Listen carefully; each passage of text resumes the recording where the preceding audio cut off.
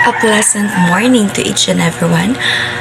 We will be discuss the Lipa Beyond Miracles Marian Apparition in 1948 and Dancing Sun in 1991.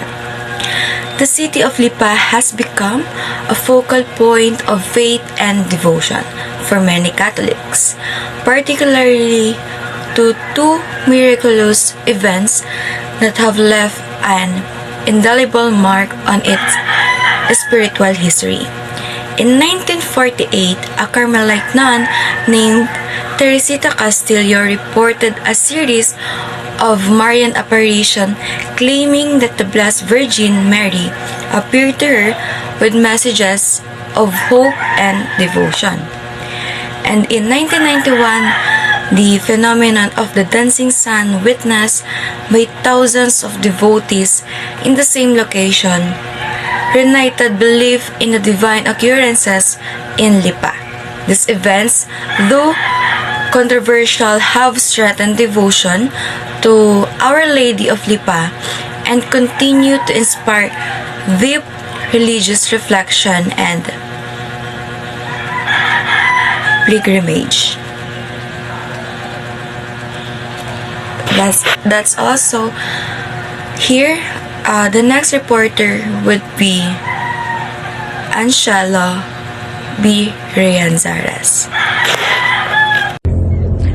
So everyone, my name is Anshelo B. Rianzares. So pag-uusapan natin ang tungkol sa Marian Apparition of 1948. The 1948 Marian Apparition in Lipa City were reported by a Carmelite nun named Teresita Castillo, who claimed that the Virgin Mary appeared to her and gave her messages. The apparition were initially approved by the local bishop, but here later rejected by the Vatican.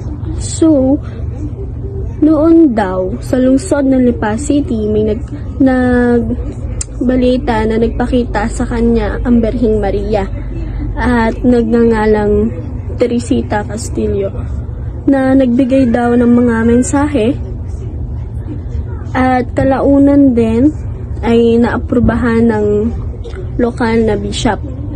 So, after that,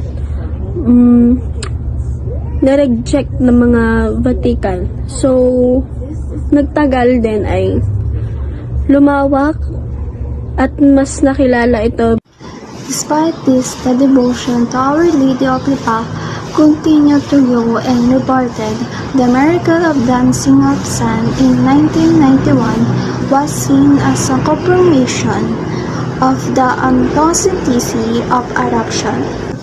Patuloy na lumago ang debosyon kay Our Lady of Lipa at naitanang milaryo ng dancing sun noong 1991 ay nagpakita ng ilang bilang ng patunay na pagiging totoo sa mga erupsyon.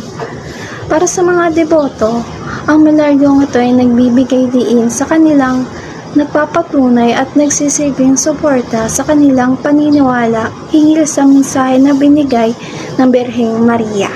Good morning everyone, I am Jana Mar Panganiban and I'm going to talk about the dancing sun in 1991. The dancing sun phenomenon in Lipa City, Philippines in 1991 is a reported miracle that occurred at the Carmelite Convent in Lipa City. And according to the report on January 24, 1991, the thousands of people saw the sun apparently spinning in the sky, becoming blue and then yellow, and changing size for about 10 minutes. The faithful at Fatima for a promised miracle saw it as a validation of their belief. Skeptics dismissed the account as mass hallucination or wishful thinking. So, what the message of Dancing Sun is? Pray for those who rejected me and those who do not believe and trust me. So, spreading the meaning of the rosary because this will be the instrument for peace throughout the world. So despite all this, the devotion to Our Lady of Lipa continued to grow and the miracle of the dancing sun was considered as a confirmation of the apparitions in Lipa. So sinasabi dito na sa kabila ng lahat ng pagdududa and pag-aalinlangan, nanatili pa rin ang pagiging deboto ng mga tao sa Our Lady of Lipa. And noong 1991, naganap ang Dancing Sun kung saan maraming tao ang nakasaksi ng kakaibang paggalaw ng araw and consider ito ng mga deboto as a confirmation mula sa langit na nagsasabi na ang kanilang pagiging deboto o ang kanilang paniniwala ay totoo at nararapat.